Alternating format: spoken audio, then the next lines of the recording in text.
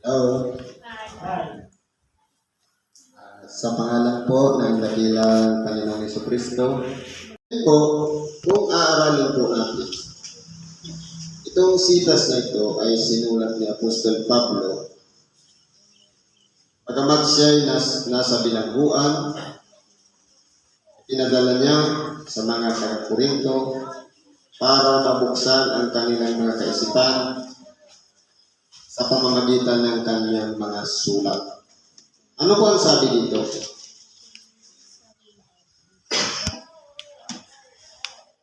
Sapagkat ang salita ng krus ay kumangmangan sa kanila na nangapapahama, ngunit ito'y kapangyarihan ng Diyos sa atin na nanaliligtas. Ano po ba ang tinatawag na salita ng krus? At krus, ito po yung tinatawag na sakripisyo. Sa atin po, kapag tayo ay nagsasakripisyo, halimbawa, pag-ayuno, pagpipigil ng hindi makapagsalita ng masama, o kaya makagawa ng masama, isang bahagi ng pag-aayuno. Kung sa paningin ng iba, tayo po ay nagiging iba sa kanila, pinapalagay po nila tayong mangal. Pero sa atin po, na nakakaalam ng katotohanan na ang pag-aayuno pala ay bahagi ng sakripisyo, ang pagpipigil pala ay bahagi ng sakripisyo, ito pala ay karunungan ng Diyos. Sapagkat tunay nga po na napakalawak ng mga gawa ng sanglibutan. Na dito po tayong mga tao ay nadaya ng sari-saring mga aral o turo na ating kinagisnan kung kaya tayo po ay naging mangmang sa harapan ng Diyos.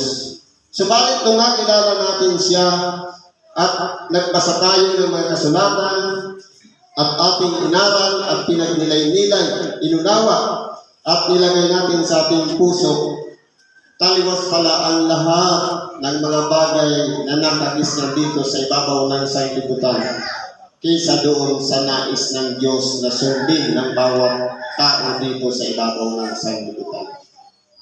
Isa lang naman pang tungkulin ng tao. Sa makatuwid, kilalanin ng Diyos, magpasakop sa Kanya, at sumunod. Yun lang po. Ngayon, may mga layunin naman ng Diyos. Kaya po ang tao pinag-aayuno, pinagsasakripisyo, alang-alang sa nag-iisang kaluluwa. Pero po, dito sa ibabaw ng sanglibutan, napakaraming mga bagay na nalilang ang tao ng mga iba-ibang turo. Kaya po, kung tayo po ay kasama doon sa mga liligtas, ang bahagi ng sakripisyo ay isa pong kapangyarihan ng Diyos. Sapagkat hindi po yan magagawa ng karaniwang tao na nabubuhay dito sa ibabaw ng sanglibutan, maliban siya ay kasihan ng Diyos. Sapagkat nasusulat, iwawalan ko ang karunungan ng marunong at isasawalan ko ang kabaitan ng mababait. Totoo po yan.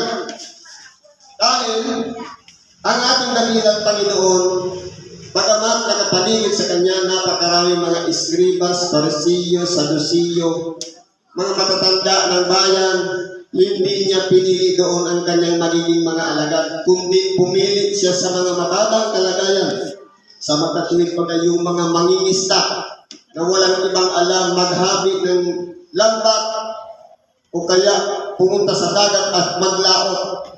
Yun lang. Kaya po, sa pamamagitan noon, ipinahiya po yung mga karunungan ng mga marunong, sapagkat ang kaalaman nila ay wala pong kabuluhan. Hindi kagaya ng ipinahayag ng ating dakilang Panginoon sa Kanyang sarili nung siya'y magsakripisyo. Ito'y bahagi ng karunungan ng Diyos na hindi mapalos ng mga nakapaligid sa Kanya, na ang akala nila ang kaharian ng ating dakilang Panginoon ay dito sa ibabaw ng sanglibutan. Pero hindi pala dito, kundi sa bawat puso, bawat isa sa atin na nananalig sa Diyos, doon po nagahari si Kristo.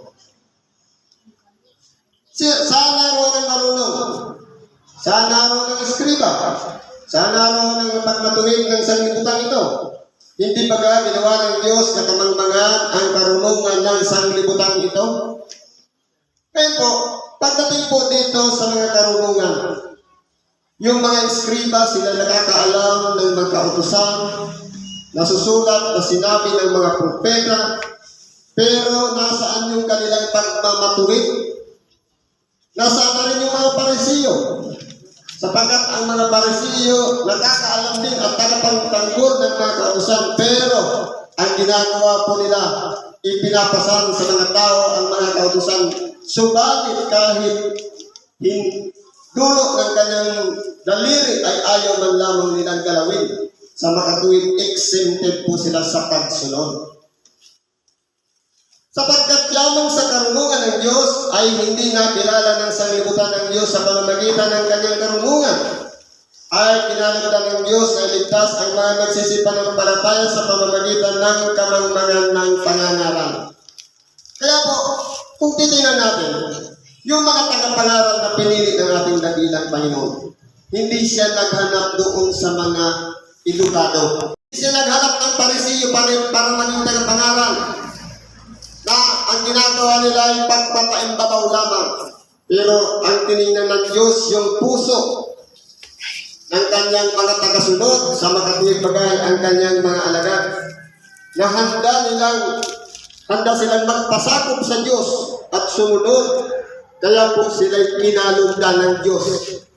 Kaya po, ito po'y halimbawa sa atin na kung tayo po'y sumusunod sa ating dakilang Panginoon, gaya naman ng alagad na sumunod sa ating dakilang Panginoon, dapat po kalugdan din tayo ng Diyos sa pamamagitan ng ating pagkatao, na dapat mabuhay tayo na may kapakumbabaan, na handang sumunod at hindi tayo ginagawa ng paraan upang tayo'y mapahiwalay sa Diyos, kundi handa tayong magpasakop at sumunod sa kanyang kalooban. Pero pagkaminsan po, dahil sa buhay natin ngayon, nasusunod po natin ang sarili nating kalooban. Kaya po sa pamamagitan ng kamangmangan ng pangangaral na hindi pinakikinggan ng mga tao dahil nga mga mangingisda, at ngayon nung nagpapahayag na ng salita ng Diyos, kumbaga, naging imposible sa kanila. Pero po sa Diyos, sila po ay naging karunungan sapagkat sila'y nabubuhay ayon sa salita ng Diyos. Anong sabi dito? Ang mga Hudyo nga ay nagsihingi ng mga tanda at ang mga Griego ay nagsihanap ng karunungan. Nakakala ng mga Hudyo, sa pamamagitan ng mga tanda ay mabubuo ang kanilang pananalig o pananampalataya sa Diyos. Ganon din ang mga Griego. Naghanap sila ng karunungan. Pero ang karunungan po na yan, hindi sa pamamagitan ng dunong ng isip, hindi sa pamamagitan ng katalinuhan ng tao, kundi sa pamamagitan ng pag-unawa natin ng mga pangyayari, lalong-lalo na sa ating buhay. Halimbawa, meron tayong layunin. Gusto natin makatapos ng pag-aral. Bakit hindi tayo nagtagumpay? Marahil may plano ang Diyos para sa bawat isa sa atin, kaya hindi ka pinagtapos. Kaya dyan ka sa mababang kalagayan, ikaw na yun ay gagamitin naman para maging tagapangaral. Isa po yan sa mga halimbawa. Katapwat, ang aming ipinangangaral ay ang Kristo na natakot sa krus, na sa mga Hudyo ay katinisuran at sa mga Hintil ay kamangmangan. Ito po, inihalimbawa na ni Apostol Pablo ang kanyang ipinangangaral, na siyang ipinangangaral din naman natin. Sa makatuwid bagay si Kristo, na napako sa krus, nagtalaga ng kanyang sarili upang maging alay at handog sa lahat ng mga tao upang mapangit na ang ating mga kasalanan. Kaya po, ang pagkapako ni Kristo sa krus, sa kalagayan ng mga Hintil at ng mga Hudyo, ganun din ang mga Grigo, ito'y kamangmangan. Sapagkat sinasabi nila, anak ng Diyos, bakit handyan niyang ibigay ang kanyang sarili para ipako sa krus? Hindi ba kamangmangan? Kung sa buhay natin, halimbawa, ikaw pala ang maghahari, bakit ka magpapapako? Hindi ba kamangmangan yun? Pero sa Diyos mo, yun ay karunungan. Dahil kung hindi inalay ni Kristo ang kanyang buhay hanggang ngayon, nagpapatuloy pa rin ang tao na maghahandog ka pang sarili. Kapag may kasalanan ka, ang gagawin mo, magkukuha ka ng mga magagandang klaseng hayop, yung pinakamagandang bunga ng ating mga pananim, yun ang iaalay bilang pantubos ng ating mga kasalanan. Kaya kung titingnan natin, naging karunungan po yung pag-alay ni Kristo ng kanyang buhay. Dahil sa pamamagitan mo, natapos na yung pag-aalay ng mga hayop at ng mga pangunahing bunga, tinapos na yung lahat. Ang gagawin na lang ng tao, sampalatayanan ang pag-alay ng buhay ng ating dakilang Panginoong Hesukristo. Na sa tingin ng iba ay kamangmangan ito, pero hindi karunungan ng Diyos, sapagkat nais ipatalos ng Diyos sa bawat isa sa atin ang kahalagahan ng dugo ni Kristo upang tayong lahat ay matubos at magkaroon ng pag-asa doon sa hinaharap sa makatuwid bagay. Ang layunin ng Diyos na tayong lahat ng mga tao ay magkamit ng buhay na walang hanggan. Ngunit sa kanila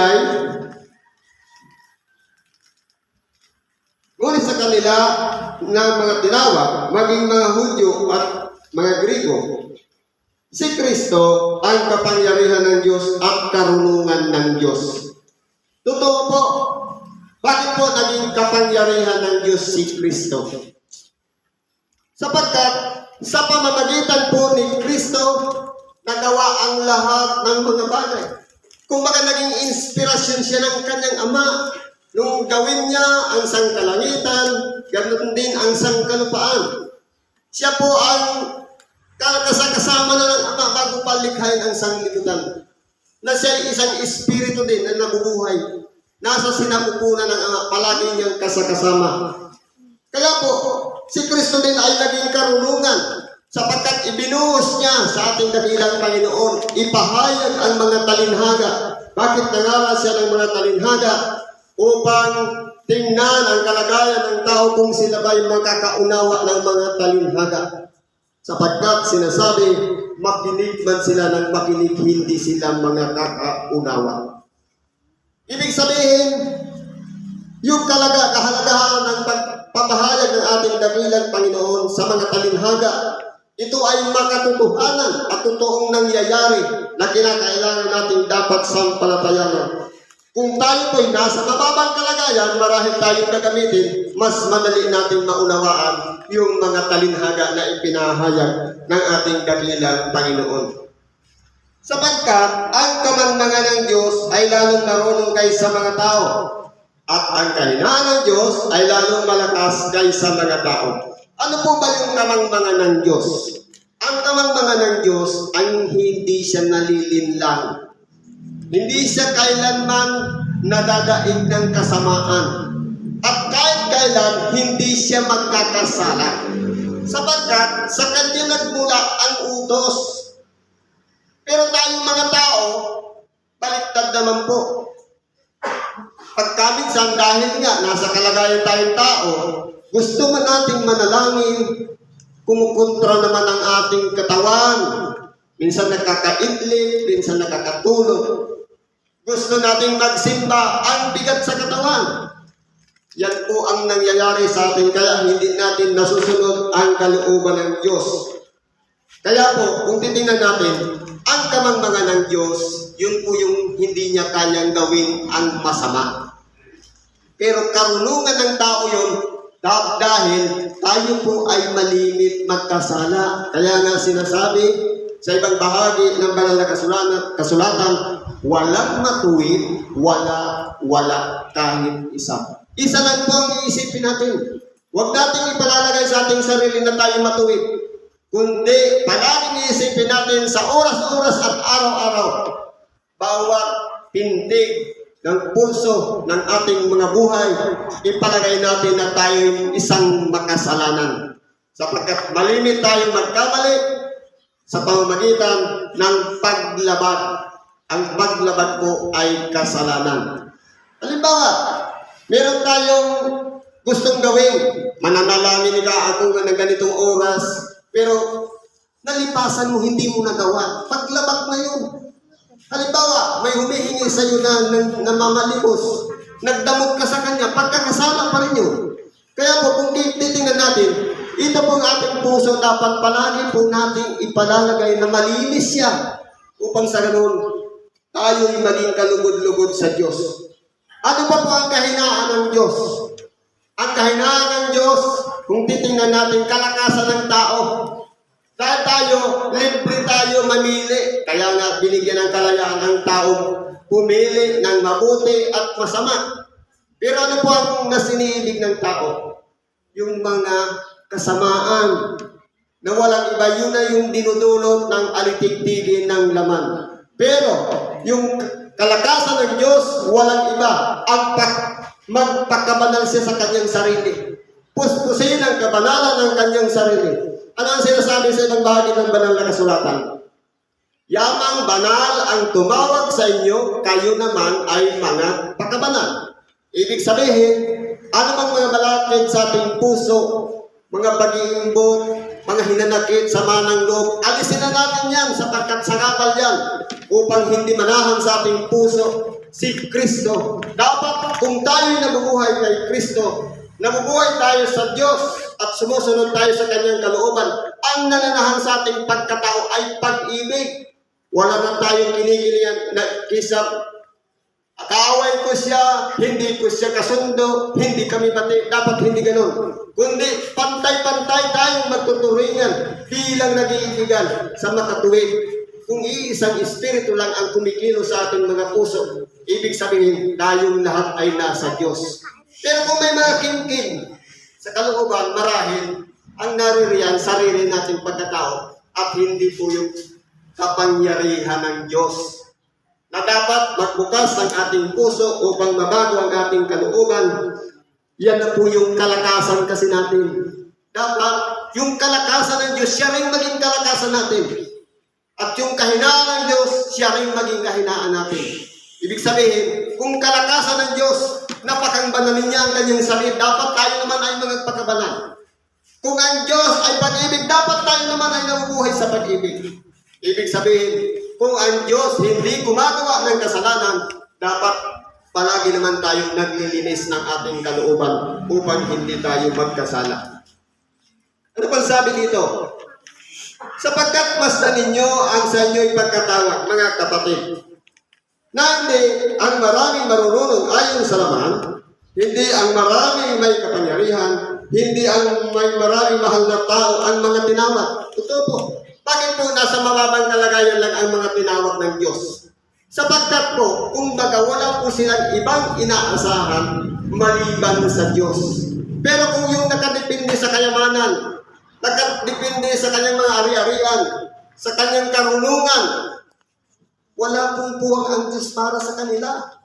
Kahit daanin pa yan sa karamdaman, dahil meron silang salapi, ang una nilang tatakbuhan, ospital. Pero tayong walang-wala, saan tayo lalapit, kakapit tayo kay Kristo na walang iba. Isa lang ang susi, humingi lang tayo ng tawad at pagagalingin na tayo ng ating mga karamdaman. Ano ba sabi dito? Kundi pinili ng Diyos ang mga bagay na kamangmangan ng sanglibutan upang hiyain niya ang marurunong, at pinili ng Diyos ang mga bagay na mahihina ng sanglibutan upang hiyain niya ang mga bagay na malalakas. Kaya titingnan natin, bakit pinili ng Diyos yung mga mangmang sa sanlibutan? Upang hiyain yung mga marurunong, yung nagmamalaki, yung nagmamatuwid sa kanilang sarili, sa makatuwid yung may mga mataas na kalagayan. Ipahihiya ng mga nasa mababang kalagayan. At ganoon din yung mga tayo pinili din ng mga mahihina, na wala tayong sukat ikagasto sa ating sarili para magpatingin sa doktor, kundi Humihingi lang tayo ng tawad sa Diyos, nagkakaroon na ng kaginhawahan ng ating pagkatao, nawawala na yung karamdaman, sapagkat dahil lamang sa paghingi natin ng tawad sa Diyos, lumayas na yung demonyo na nagdidikta sa ating puso at nagpapahirap ng ating kalooban upang tayo'y pahirapan ng karamdaman. Ang karamdaman po ay espiritu yan. Sa oras na tanggapin natin ang salita ng Diyos, nababago po ang ating pag-iisip at nasusumpungan natin, napakahalaga pala ang Diyos sa ating mga buhay. Kaya kinakailangan manatili lang tayong mahina, manatili lang tayong mangmang sa harapan ng mga tao, sapagkat Diyos po ang magpapalakas at magbibigay ng karunungan sa atin. Ano bang sabi dito? At ang mga bagay na mababa ng sanglibutan at ang mga bagay na hinamak ang pinili ng Diyos. Oo, ang mga bagay na walang halaga upang mawalang halaga ang mga bagay na mahahalaga. Kaya kung titignan natin, kung ipalalagay natin sa ating sarili na wala tayong halaga, kumbaga tayo hinamak, dinusta, sinisiraan ng puri ng kapwa dahil sa ating mababang kalagayan, mapapalad tayo. Sapagkat tayo yung mga pinili ng Diyos. Ibig sabihin, kung ang ating kapaligiran, ang sanglibutan ito ay namumuhi sa atin sa makatuwid, hindi tayo ang kinamumuhian nila, kundi ang Diyos na nanahan sa ating puso. Lamang kung kinamuhian tayo nila at tayo nagdamdam, ibig sabihin, hindi pa tayo nabubuhay sa Diyos, sapagkat maramdamin pa tayo. Pero kung ang pananalig natin na kapag ginawa sa atin, ginawa nila sa Diyos, mapalad tayo sapagkat tayo nabubuhay na sa ilalim ng kapangyarihan ng Diyos. Upang walang naman ang magmapuri sa harapan ng Diyos. Kaya nga po, titingnan natin, sa pamamagitan ng pagpapako niya sa krus, ang gagawin na lang ng tao, sampalatayanan yung kanyang pagpapako sa krus, na sa pamamagitan po nun, mapapatawad na ang ating mga kasalanan. Ibig sabihin, yung pagtawag sa atin ng Diyos, yung paglapit sa atin ng Diyos sa pamamagitan ng habag, tayo po ay napatawad upang walang laman ang magpapuri. Nasasabihin, ang haba na ng service yung ginawa ko, marami na akong natulungang tao. Kumbaga, hindi po yung batayan ng Diyos, kundi ang batayan ng Diyos ang pagkatao ng bawat isa sa atin. Kung ano ba tayo sa harapan ng Diyos. Yun po yung pinaka-importante. Sapagkat halimbawa, naging tagapangaral ng Ibanghilyo, tapos hindi naman nag-iingat sa sarili, nakakapahamak sa kapwa, o kaya nakakasira. Ang pinakamaganda po nun, unahin muna yung sarili, ibanghilyoan mo yung sarili. Upang sa ganun, tayong lahat ay sama-sama doon sa kaharian ng Diyos. Kaya kung titingnan natin, sa pamamagitan po nun, ipinalalagay ng Diyos na kinakailangan walang laman ang magmapuri, magmalaki. Tayong lahat ay hinamak, walang halaga sa paningin ng Diyos. Palagi lang natin isa sa isip yung sinabi ni San Juan Bautista. Nariyan sa likuran ko na hindi ako karapat-dapat magdala ng panyapak. Kahit alalay lang na tagabigbit ng sandalyas, hindi talaga bagay. Dahil po tayong lahat ay makasalanan. Ibig sabihin, malayo pa tayo doon sa hinahangad ng Diyos. Kaya po dapat manatili tayong mapakumbaba at ipalalagay palagi natin na tayo isang makasalanan. At saka tayo'y patawad Diyos, tayo'y hihingi ng tawad. Tatapat sa Kanya, kayo'y nangasa kay Kristo Jesus, na sa atin ay ginawang karunungan mula sa Diyos at katwiran at kabanalan at katubusan. Yan na po, sunod-sunod na yan. Kaya po, sa pamamagitan ng pananampalataya natin kay Kristo doon sa pagpapako niya sa krus, yun po ay naging isang mahalagang bagay na regalo sa atin ng Diyos. Doon po natin malalaman, karunungan yun ng Diyos at katwiran, yung pagpapasakop at pagsunod sa Kanya, sapagkat yun ay matuwid at ang pagpapakabanal ng bawat isa sa atin na palagi tayong humihingi ng tawad. At ang kasunod doon, katubusan. Sa makatuwid, sa pagpabalik ng ating dakilang Panginoon, pagsisikapin natin na kasama tayo doon sa tutubusin niya. Na ayon sa nasusulat, ang nagmamapuri ay magmapuri sa Diyos. Ibig sabihin, kung tayo ay magpapapuri sa ating sarili, Sa halip na sarili natin ang papurihan, purihin natin ang Diyos na siyang may gawa ng lahat ng mga bagay. Siguro ganyan na lang ang oras ng pagkikibagi natin sa oras na ito. Salamat sa Diyos. Ano man po ang karaingan natin, kahilingan, idulog natin lahat yan sa Diyos at ipagkalong nawa sa atin ang lahat ng kasagutan sa ngalan ni Kristo. Isang mahagandang hapon sa bawat isa at mapagpalang araw. Salamat po.